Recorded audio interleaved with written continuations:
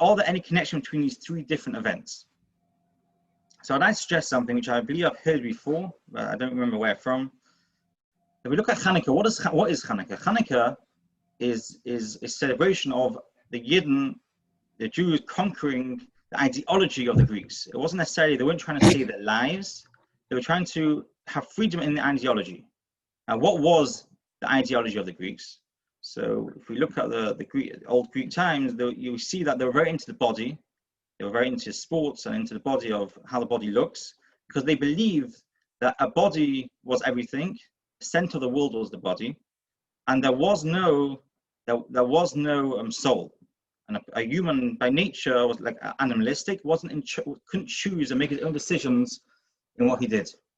That's what the Greeks believed in what the human body is about. Which means they took the exterior of the body, the physical body, and they completely ignored the spiritual body, the soul. And on Hanukkah, we celebrated that the Jews managed to get back into the Beis Hamikdash, into where the soul of Klal Yisrael rests, where we meet the HaKadosh Baruch Hu there, and that's what we celebrate. When we take 2 days ago, the 8th of Teves, when King Ptolemy wanted to translate the Torah into Greek, what did he do? As we know, as Yidden, as we know, the Torah is vast, is deep. Every single word of Torah has meaning and depth. Just one example, if you take the first base of Bereshis, Rabbijn HaKadosh brings 42 different reasons why the Chumash started with the base and did not start with an Aleph. 42 reasons, and there's many more. So we see the Torah, the language of the Hebrew language is deep, it's divine, it's what Hashem gave us, and therefore, by translating it into Greek language, we can only have the exterior. We can only have one face of the Torah, not all 70 faces of the Torah. And that is why we today, on the 10th, which is 2 days later, joining together with the loss of Ezra and the siege of Yerushalayim, do we fast, even though it's Erev Shabbos, because it took away from the depth of Torah. It was exactly what the Greeks wanted by Hanukkah, to take away the depth, the soul, the neshama of Torah. That's what King Ptolemy, to a certain facet, managed to do. And just to connect it to Ezra and Nehemiah were the last Nevi'im, the last prophets. A prophecy is when you have a kind of dream, but a dream has depth. And again, once again, the message from Hashem which we got, we lost our depth anymore, because we didn't yet have any more prophets and Nevi'im that could translate it into what Hashem wants of us. And so too, lastly, today's date, the 10th of Teves, when Nebuchadnezzar surrounded the Yerushalayim, what did he do? It was an exterior thing. He surrounded the outside of Yerushalayim. He suppressed the Klal Yisrael from being able to come in from within to out, from being the neshama to be able to get out of Yerushalayim and spread. He sieged the walls of Yerushalayim, again, which is a chitzoni. It's something which is exterior to Yerushalayim. There's just one small idea before we start about the day today, the day of the 10th of Teves, which we fast. Now, getting down to our main topic today, the topic today is a glimpse at the Gersa and Ban. And again, before we start, I want to make a small introduction. Whenever we look at literature, any sort of literature, it's crucial to know the source of that literature. As we know nowadays, it's very common. Because of the internet, we've got an idea of Dr. Google, Rabbi Google. Everyone can go and access any information with a click of a switch. And so too, anyone can place information by typing something up on a blog, and it gets a certain reliability just by the fact that people are reading it. If we take a look at now, this time of information about coronavirus, about the US elections, about the vaccinations, we see that every single person has the availability just to supply the information to whoever wants to read it. I read a few days ago, in England now, they've already started the vaccination, but there's 3.5 million, that's about 5% of the population, who are following on social media anti-vaccination blogs, meaning that anyone can just type up what they want and get followers, and they all believe it. So too, when I did a degree, so even when I did the degree, which is supposed to be very ethical, anything I wanted to quote, it didn't matter who it was from. As soon as I could quote it was from someone, it was from an academic paper, automatically it had exactly the same reliability as something which was written by a professor in that field. But in Judaism, we don't look at it this way. In Judaism, I give a small story. when Mordechai Gifter, Rosh Yeshiva tells in America, so he was once on a plane. It's a famous story, but I'll say it for those who don't know it. He was on a plane, and he had someone next to him, an older gentleman next to him, who saw that his children on the plane were serving him and being very respectful for him. And he asked Mordechai Gifter, what's the secret? How is it that your children are so respectful for you, while my children, he said, don't value my opinion, they think they know better than me, etc., etc. So Mordechai Gifter, he smiled and he said that it's just a difference in belief. By us, we have Har Sinai, we have the beginning part. We have Har Sinai, Hashem came down to the whole of Klal Yisrael and gave over the Torah, and whoever was closer to that time in history has more reliability of what Hashem wants and what Torah requires of us, and therefore they take my opinion very seriously. He said, however, from the secular world where you come from, the closer back you go, the further back you go, if you believe in Darwin's theory, the closer you get to monkeys, which means the further away you are from the beginning, the more advanced, the more knowledgeable you are. He said, and that's why, I assume he said this more with a smile on his face, he said, that's why my children sort of respect my opinion, whilst you're expected to respect the opinion of the next generation. So it's important to know that when we discuss a little letter of the Ramban wrote a small letter which I'll introduce soon. Ramban wrote it, but it's crucial that we know who he was, because this letter is, in a normal book, it only takes up 2 pages. It only takes up 2 pages. However, if we realize who it was written by, those 2 pages are more valuable than many other 2 pages. Many more letters have been written since. So why is it this letter is so valuable? And for that, we have to look up the person. So we take a look at the Ramban. The Ramban was Moshe ben Nachman. He was born in 1195 in Gerona, Spain, in a place in Spain. And he very fast became well known for his Torah knowledge, his depth, and his authority in halacha. The Rivosh was a later Rishon, someone who lived 100 years later in the 13th century. So he writes, I'm going to quote. Ja, ik kan niet alle dialect, hè? Dan moet je dat dingetje open doen, papi. Dan blijft het beter zitten. Or like sparks of fire, and entire communities of Castile rely upon his halachic rulings as if given directly from Hashem to Moshe. Meaning his words respected so much that this was exactly what the Torah wants. And I assume it's a pun at the end when it says from Hashem to Moshe, which is usually the expression from Hashem to Moshe Rabbeinu. Here refers to Moshe ben Nachman, to the Moshe, the son of Nachman. Now he went on and became known for his Seforim. He's mainly known obviously for his Sefer on the Torah, which discusses many philosophical ideas in Torah, and he has a very strong reliability in the Posha Pshat in Torah. And someone who learned in yeshivas, anyone who learned in yeshiva knows that when one saw the Ramban on a source sheet, we knew we're in for trouble. Meaning that he's from the most cryptic and most hardest we show him to learn due to his complexity of what he writes. And just to finish off, the Ramban, he's famous for a debate he had in Barcelona. It's known as Disputation of Barcelona, where an upstate Jew called Pablo Cristiani, he had obviously left the ways of Torah, and he had told the king of Spain at the time that the Jews, many bad things about the Jews, because he wanted to force a conversion. And so they called a debate between Pablo Cristiani and the Ramban. And the Ramban, after a few days, managed to, although he wasn't allowed to counterattack, he was allowed to defend. And in a few days, he managed to defend the Gemaras, and he managed to defend the Torah.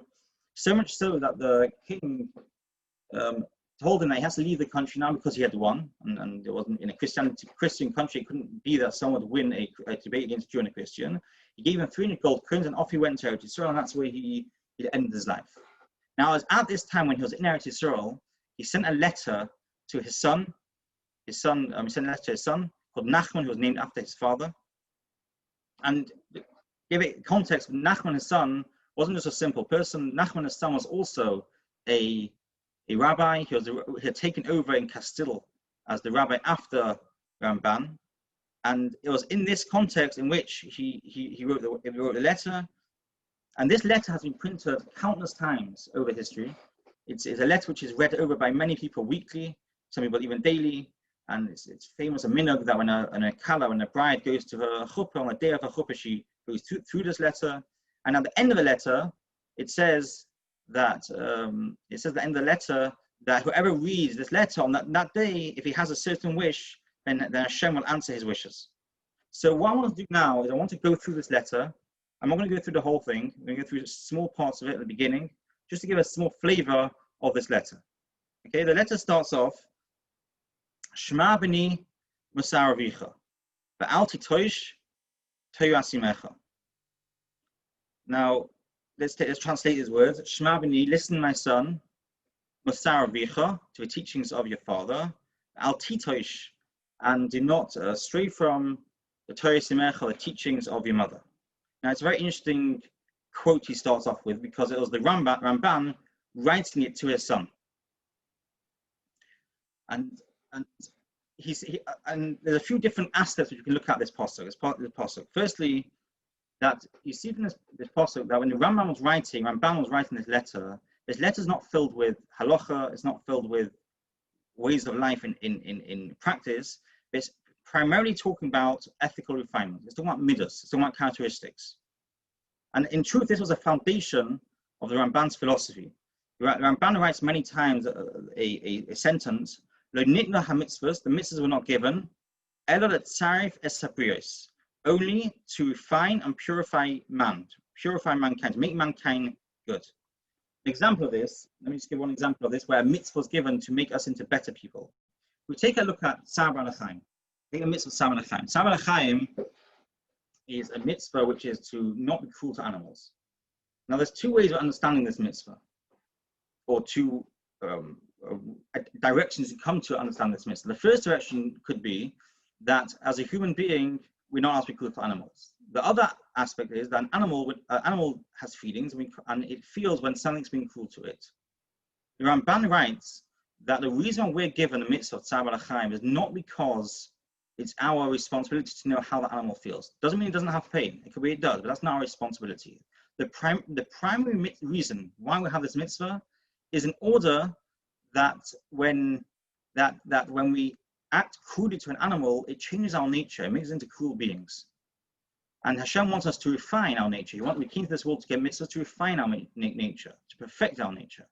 And therefore, by being nice, kind to animals, it's a way of us improving and training the muscle of being kind and being nice. And that's why we have a mitzvah. That's why we have the mitzvah of Tzar B'Chaim. The Rabbijn Vital was one of the famous students of the Arizal, the masters of Kabbalah. He writes that he asked a famous question. We look at the Torah, we have 613 mitzvahs, and not a single mitzvah is directly about our midas, about improving ourselves. And he asked, how can that be? We all know it's a pre-assumption that one has to improve himself. That's what we're in this world for. So he says, why is it that the Torah doesn't mention it? The Torah gives us 630 mitzvahs. We must keep Shabbos. We must not be cruel to animals. We must not lie. We must wear tefillin for men. But why is it the Torah does not give us a mitzvah of improving our midas? So Rabbijn Vital says, since to be able to fulfill the 630 mitzvahs, one needs to have good midas. And by fulfilling the 613 mitzvahs, we get good midas, meaning it's a vicious cycle where the more mitzvahs we do, the better our midas become, which enables us to do more mitzvahs. Right? It keeps going round and round, and hopefully higher and higher. The Torah did not need to tell us about to directly improve our midas, because that is a prerequisite, and also it's a outcome of us keeping the mitzvahs. And a moshel was given by Eli Lopian. Eli Lopian was a famous mashgiach, a Kfar Hasidim in Israel. And he gave a moshel. He said, imagine you have a person that hires a contractor to build him a house. And he asked the contractor, how much is it going to cost? And he says, 100,000 euro.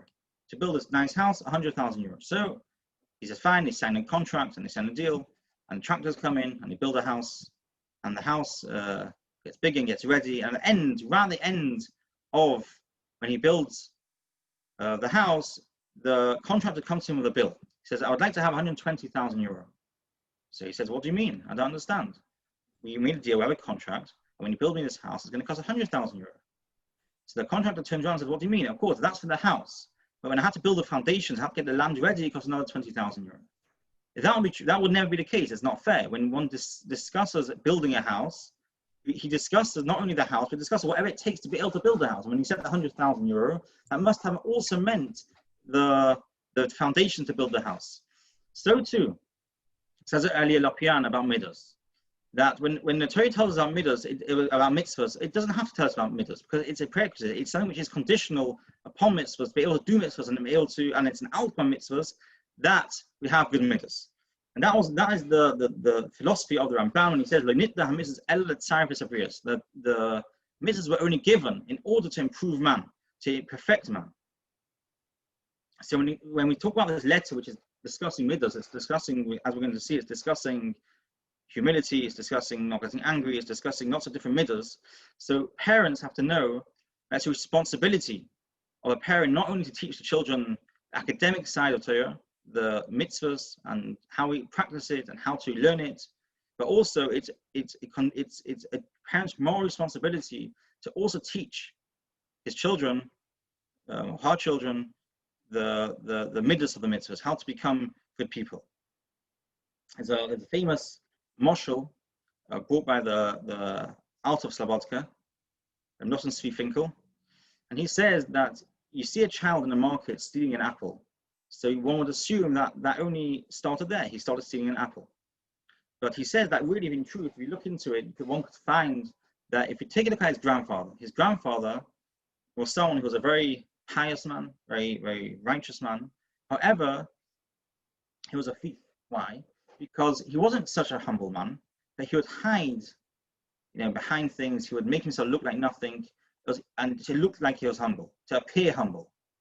And he was stealing the Gnevas Das, he was stealing the knowledge of other people for them to think that he was humble. His son, after the grandfather, his son would start saying over, that's what he said, he would start saying over a piece of Torah, a chiddush, something new, an idea in Torah, and say it in his own name. And really he had seen it or heard it from someone else. He said, of course, and the next the next generation, the child's going to start stealing apples from a market, because the parents before him, although on a much more subtle note, had taught this child to steal. Meaning that the midas, the characteristics which we get, or obviously we have to work on ourselves, but also it's our responsibility for ourselves to work on ourselves in order to be able to teach our children. And that's why, if we look at there's one reason why, if we look at the Mishnayos of Avos, which is, it's all about our midas, our responsibility as Yidden to act how we act, and it's called Avos, which just means fathers. Why is it called fathers? To teach us, one of the reasons is to teach us that fathers also have to influence and give over to the next generation all the different teachings which are taught in the Mishnayos of Avos. We find that last week 2 weeks ago, we had Yosef HaTzadik. Yosef HaTzadik was living in Potiphar's house and Ashes Potiphar's house as a servant, and he was a slave. And as we know, the story went that one day they all left the house except for the wife of Potiphar, and she wanted to cause Yosef to sin with her. And it says, the Medrash tells us that Yosef was very, very close to sinning, when suddenly he closed his eyes and he saw the image of his father. He saw the image of his father. He saw what his father represented. He saw what his father wants of him, and he withheld from doing an avera, and he actually ran out of the house, even leaving behind his coat, which was used against him as circumstantial evidence, because he had to get away. He knew that by seeing his father, he could stop him doing the avera. In a different letter, the Rabbijn, who wrote to his son Shlomo, who is also a Rav somewhere in Spain, he writes, and I'll quote, "My son, always remember me, and let the image always be before your eyes. Remove from your heart the desire to do anything that you know I despise." What's he telling him? He's telling him that always remember me, and remember the teaching which I've told you, so that when a time comes that you want to do something which would be against my wishes, against what you know that I would expect of you, you would use that image to stop yourself doing the avera, the sin, or the act which I don't like. When the Rabbijn writes in this letter at the beginning, Shema b'ni Musar avicha v'al titosh toysemecha, it's very likely he was alluding to this idea, that he was telling his son, remember the teaching I told you, but also remember me. Remember that I was the one that gave you those teachings, because it's much easier for someone to stop himself doing something which is not correct by not wanting to disappoint someone else than from not wanting to disappoint himself. So the Rabbijn in his first line was telling someone, whatever I'm going to teach you now in this letter, which is about Musa, I would like you to retain and remember that was me that's telling you this, so that when the time comes when you are have a challenge with one of these middles, you'll use the knowledge that this came from me, these teachings came from me, to stop yourself doing the avera or acting the way you don't want to act. Now, just to finish off on this, first line? There's a very famous idea, a very nice question, and a very nice idea. It says, "Shema b'ni masar avicha, v'al titosh Torah semecha." Now, this pasuk, which comes from Mishlei, the Perushim, the Mefarshim, the people, the commentators on it explain, Shema b'ni masar avicha. Avicha, your father's teaching, represents Torah she'bechsav, the Torah from Sinai, the Torah which Hashem gave us. The Alti Toish Torah Semecha, that represents the teachings of the mother, which represents the teachings from the Chazal, from the rabbis throughout the ages. So he's telling him you should remember both. Remember, firstly, Torah Sheba'al-Peh, Torah Shebechsav, the Torah which is from Sinai, the written law, and remember also the oral law, the Torah Sheba'al-Peh. And there's a famous question which is asked, and that goes like this: that if we look at the father figure and the mother figure in a normal house, generally speaking, the father's a tough one. He's the one with the stick. He's the one who he rules more with the more of the strength. While the mother's a softer, more caring, and educates in a different way, more with the sweet, right? More with being kind to the child. It's a balance of the father and mother. And if that's the case, we look at the Torah. The Torah has 613 mitzvahs. Now, nowadays, only about 200 of them apply to us because we don't live in Eretz Yisrael, we don't have the Beis Hamikdash, not everyone's a Kohen, etc., etc. It's only a few mitzvahs. If we look at the Sforim and Halacha, we see how much thousandfold added the Rabbanim, the Chazal, made the Torah. They made the Torah Sheba'al-Peh, the Torah, not Torah Sheba'al-Peh, Torah Sheba'al-Rabbanon, the mitzvahs of Rabbanon, the mitzvahs of Chazal are way more than the Torah Shebechsav, than the written law. And if that's the case, the question is, why is the Torah Shebechsav, the Torah which is written compared to the father, it's softer, it's much less? Whilst why is it that the Torah D'Rabbanan, right, the Mrs. D'Rabbanan, which is much more, compared to the mother, which should be kinder, easier? So there's a very nice moshel given about a child, a boy, a 10-year-old child who suffers very badly from diabetes. He has a problem, and he's got to really watch his sugar levels, and he's really not allowed to eat any sweets. If he eats sweets, it's really dangerous for him, and it could cause him to really have to go into hospital, etc., etc. And the father tells him, not to eat sweets. Then they hear that there's a sweet shop opened up on the way home from school. And every day the child's going to walk past with his friends past his shop, and every day they have to control himself for buying the sweets. So the father tells him, listen, Yankala, you're not allowed to, under any circumstance, walk into that shop and buy some sweets. It's dangerous for you. We care about you. We love you. You're not allowed to eat the sweets. As a mother, knowing the nature of the child, knows it's impossible. If a child every single day is walking past a sweet shop and his friends are going in to buy sweets, it's unlikely that he'll be able to control himself from eating the sweets. So the mother says, listen, I care about you. I love you. I would like you to, instead of walking home past the shop, I'd like you to walk a different way home, even though it's a few minutes longer. But I care about you, I love you. I know that if you walk past the shop, you won't be able to control yourself, and therefore we won't be able to. You'll end up eating the sweets, and you'll become a danger to your life. So the mother asks, please don't go past the sweet shop. Go a different way around. Now, who's kind over here? So in a certain sense, the mother's kinder. The mother understands the child, and the mother stops the child from eating the sweets.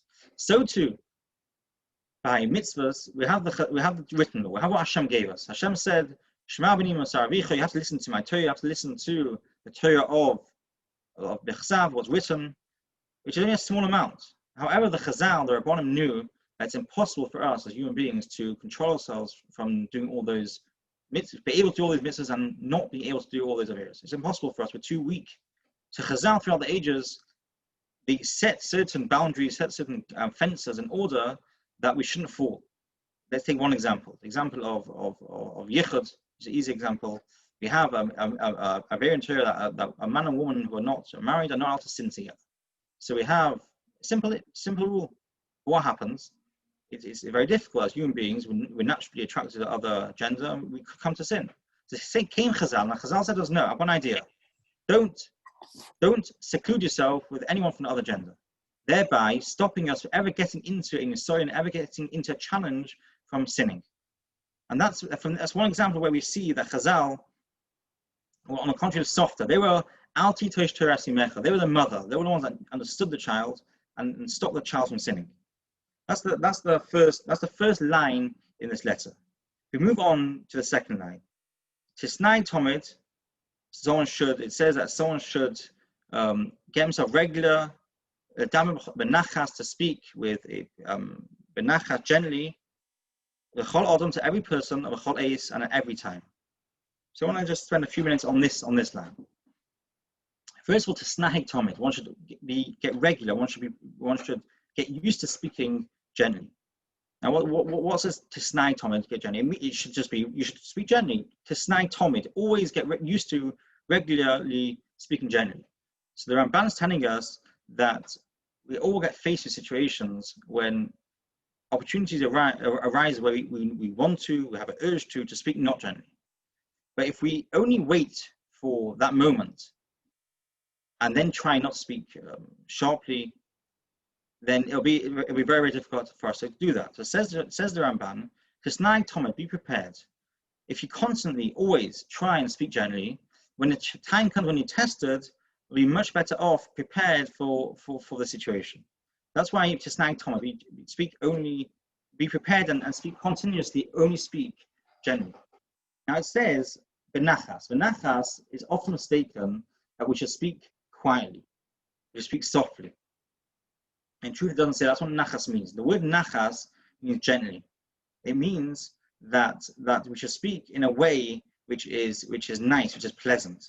It's often silent words which are said quietly could be as nasty as words which are said loudly. When someone shouts, it's a shout. When someone says something with a venom, with silently, then he or she can often give over much worse, a worse feeling. So when it says benachas, it means gently. It says b'chol adam. What does it mean b'chol adam? Every person.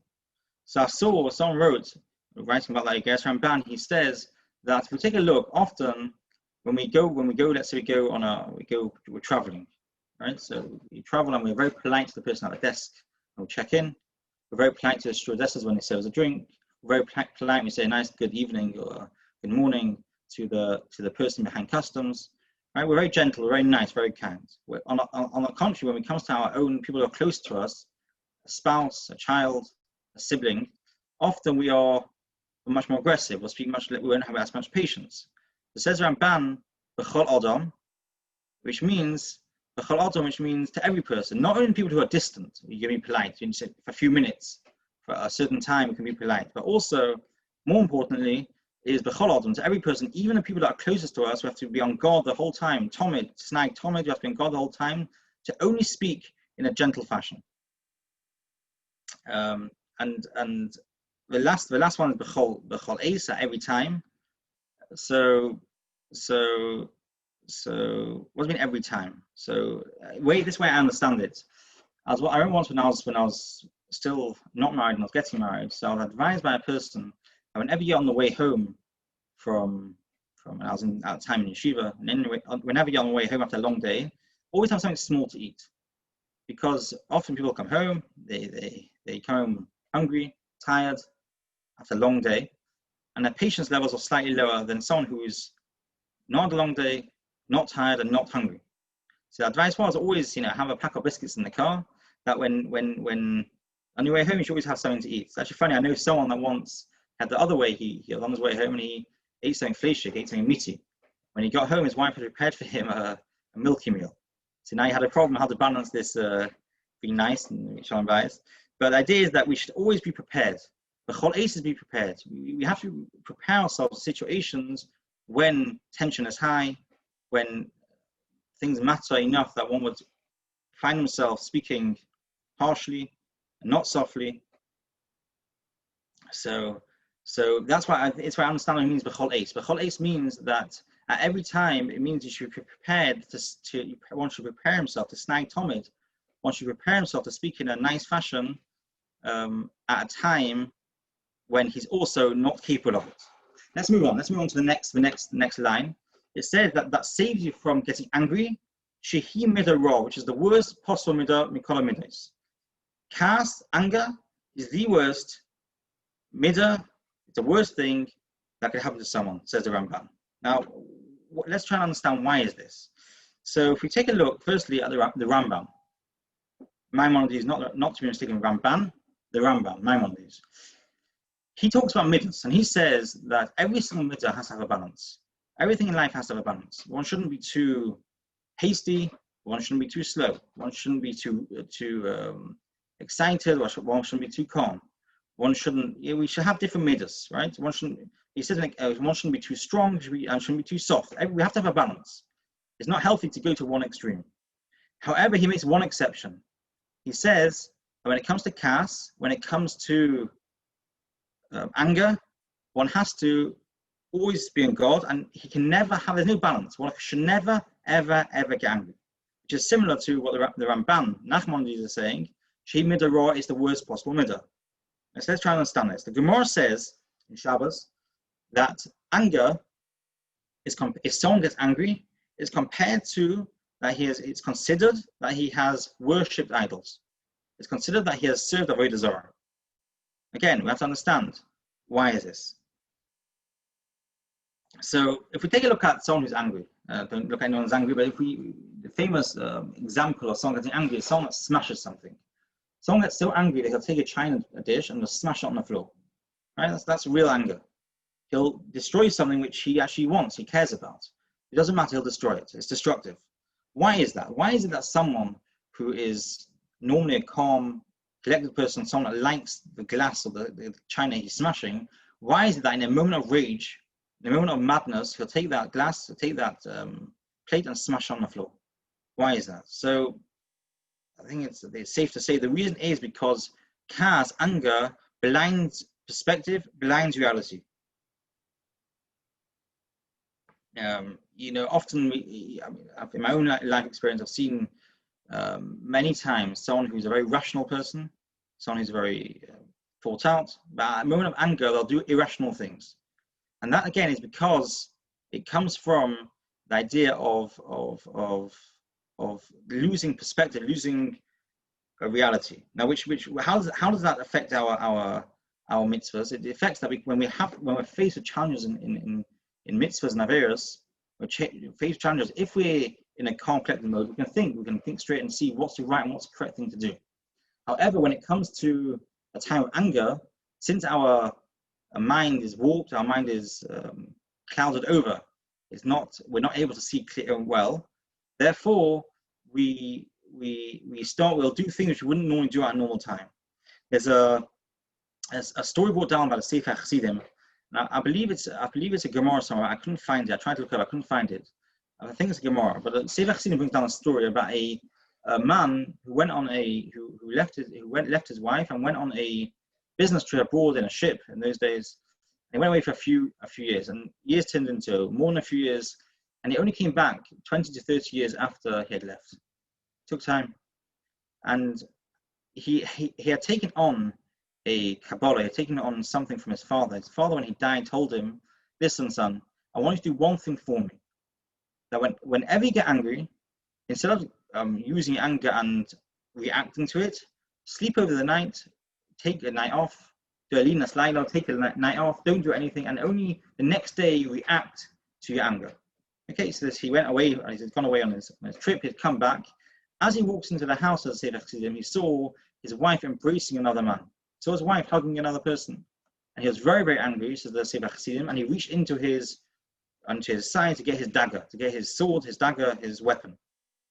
And he remembered his father, like we saw before, Shema b'ni Masar Avicha. He remembered he had an image of his father in his head, He said, you know something, my father said, whenever I get angry, don't react, wait till the next morning. So he walks out the house, he goes to sleep elsewhere, and the next morning he's calm, he walks into the house, and his wife explains that when he had left, she had got pregnant from him, and he obviously didn't know. There was no, in those days there wasn't much communication, and he didn't know.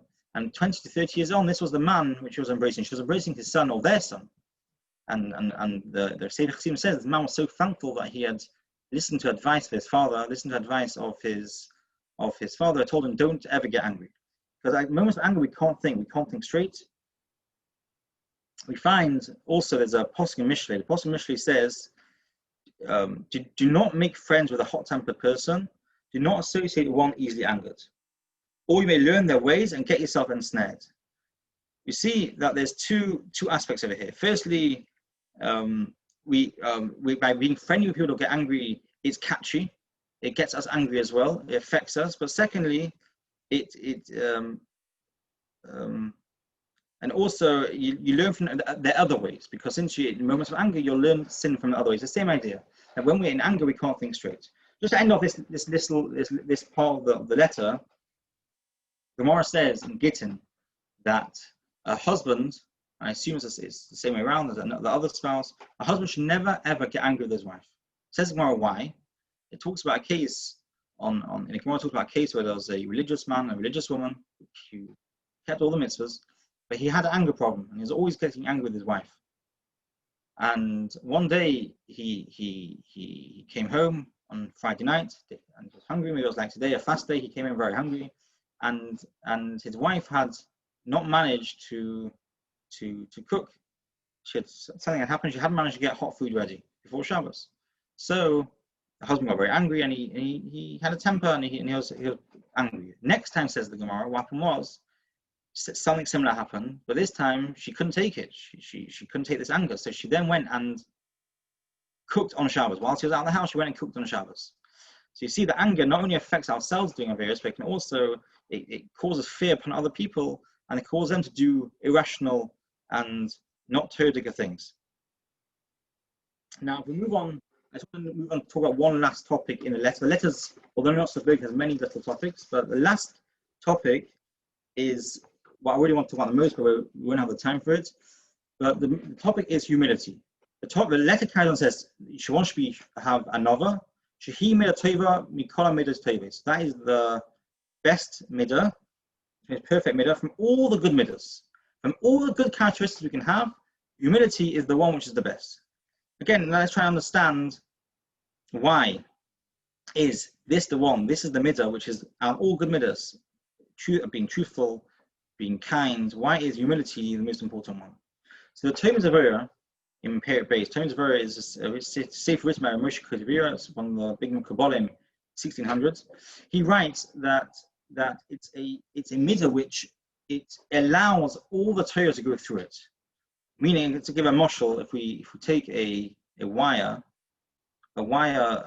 wire by itself is not very much. It's just a wire, but it allows electricity to go through it. Take a piece of wood, be a very nice, very nice big table, big chair, but electricity can't pass through it. It's not a conductor. Whilst electricity does go through metal. So in middas, the midah of anova, the midah of humility is the conductor, is what allows all of Torah and all of middas to go through. And now let's understand why. In Sefer Torah, the Maharal, in one of his forum, Sivas Oidam, which is in the Perek, in chapter of Nativ Torah, which is Perek base, he says that water, that he brings a Gemara. He brings a Gemara that says that there was once a daughter of one of the kings of the time, one of the Roman emperors, who asked Rabbi. She asked Rabbi. I think it was Rabbi. I'm sorry. I think it was in front of me. I think it was Rabbi. He said, how is it that Torah, you're the master of Torah, you're the one that knows most Torah, but you're the one who happens to be not such a good-looking guy. You're quite ugly. How is it that Torah is retained and known by someone who's so ugly? So he said to her, I'll tell you what to do. I'll give you an answer. Go to your father's wines, and you'll see that they're kept in stone barrels. or wood barrels, they were kept in cheap material. It doesn't make sense. How is it that good quality wine is kept in cheap barrels? He said, I've got a better idea. Take the wine and pour it into gold and silver vessels and see what happens. So that's what she did. She went home, she took the wine, poured it into the gold and silver vessel. Lo and behold, within a few days, the wine was ruined. So he said to her, the reason, so she came back to that, it's all ruined. So he explained to her that so to a Torah, he wasn't necessarily talking about his look, but he was saying Torah is retained by something which is humble, something which is lowly, and not something which is very grand and spectacular, which, going back to the beginning of the shir, as Yidden, unlike the Greeks, we're not caring about the physical look, it's more about what's the interior, not the exterior. Now, to explain this, says the Maharal, that the Torah is compared to 3 different liquids. It's compared to water, it's compared to wine, and it's compared to milk. Right? He says, why is it? He says, the Torah has been done with humility, and water is something which flows, and water naturally flows downwards. It flows into lowly vessels. He says, whereas wine, we just saw wine, it gets ruined by expensive vessels. And milk, he doesn't explain this as my own add-on, milk doesn't only get ruined and become like a vinegary substance like wine would, but it actually gets ruined to an extent it changes completely. It's not anymore in any way milk. It can become a cheese, it can become a butter, it can become something else, but it's not milk. So to understand this, the way I understand, I'm saying my own interpretation, that there's 3 different aspects to why Torah needs to be humble to get Torah and let Torah mitzvahs go inside them. Firstly, because it needs to be able to flow downwards. The Torah has to be able to go in its own direction, its own flow. We can't be a dam. We can't restrict the Torah and put a block to it. We need to allow the Torah and the mitzvahs to change us as people. And if we're not humble, we're stiff, we're stuck. We won't allow the Torah and the mitzvahs to change us and make us better people. Secondly, when we talk about the idea of wine, it ruins wine. Meaning, wine doesn't get rid of the wine. The wine's still there, but the wine just is not the same quality as it was. It's not the same quality as it was before. Because when we are not humble, we can do mitzvahs, we can do Torah mitzvahs. But the problem is, though, we change it. We make it into something. We change it in a way that it is not pure, and therefore it can't affect us in a way to make us better people. And thirdly, the milk, the fact that it ruins the milk completely, gets rid of the milk. Right? If too much gaiva, too much pride, too much not having good midas, it causes that not only does the Torah not change us, make it better, but we can use Torah for work. The Gemara says that the Torah can be compared to a medicine, and it can also be compared to a poison. It depends the way you use it. And someone that doesn't have good midas, and someone that doesn't have humility, and someone that only has gaiva, takes that Torah and he can use it against others, and he can use it in a way which is bad. I'm going to just, due to the time, I'm going to end off with a small story. There's a story where Jarchei Kallo, he was at a time the Beis Din, the leader of the Beis Din in London, it was in the 1920s. He was once called to a court case in a secular court where he was being sued by a local sheikhet. I don't know the story. I assume they had fired the sheikhet for something he had done, and he had taken the Beis Din to a court case. And when he got there, the judge asked Jarchei Kallo, he said to him, "What is your position? What's your name and your position?" And he said, "My name is Jarchei Kallo. I'm the leader of the London Beis Din."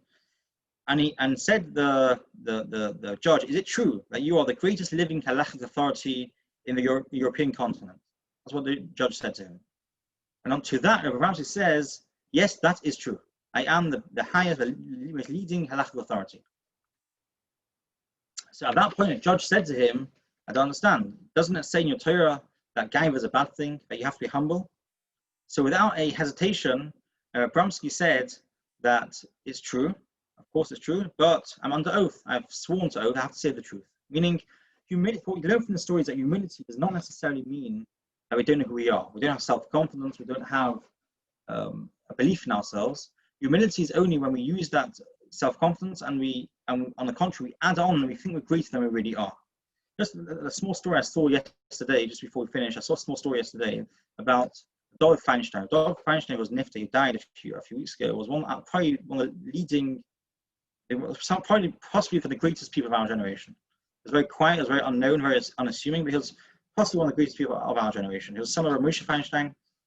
He was famous for his humility, for his humbleness.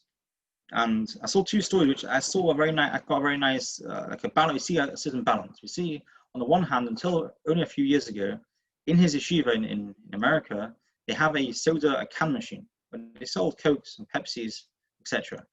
And from a young age, from when his father was Rosh Yeshiva, where David was in charge of that can machine, he was in charge of filling it up and taking the money. Now, the money which was made, the profits of this can machine went to the yeshiva. So it was a mitzvah. Until just a couple of years ago, till into his 80s, David Feinstein was known that he himself personally used to fill up the can machine.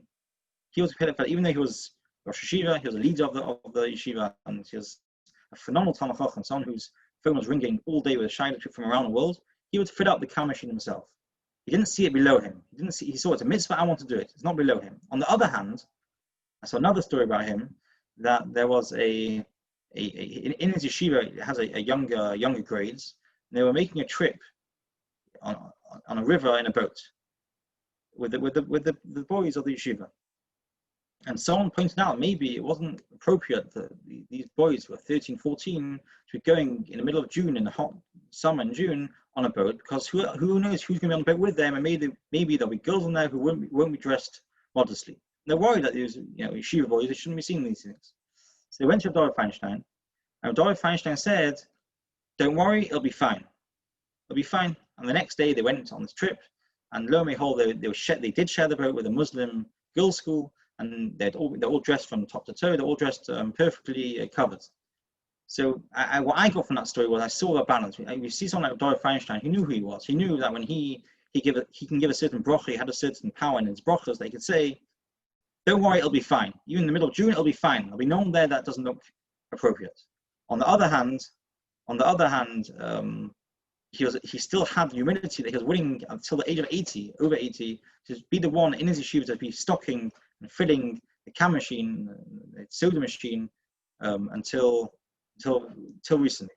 Now, there's much more to talk about this topic, especially humility, and unfortunately time is running out, and I'd like you a few minutes for any questions. So if anyone's got any questions, please turn on your mic and ask.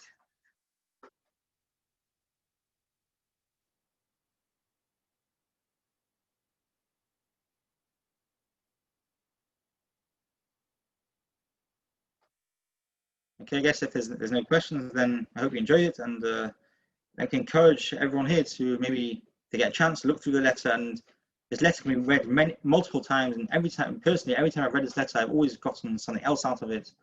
And I thought maybe this topic will be something to encourage others to read through this letter. It's a very powerful letter. Thank you. Thank you.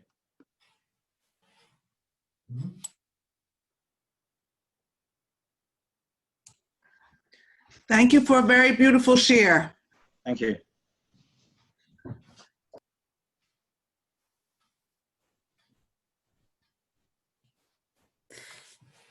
Het programma zal verder gaan op onze Shabbos en ik wens iedereen een goed Shabbos en hopelijk tot dan.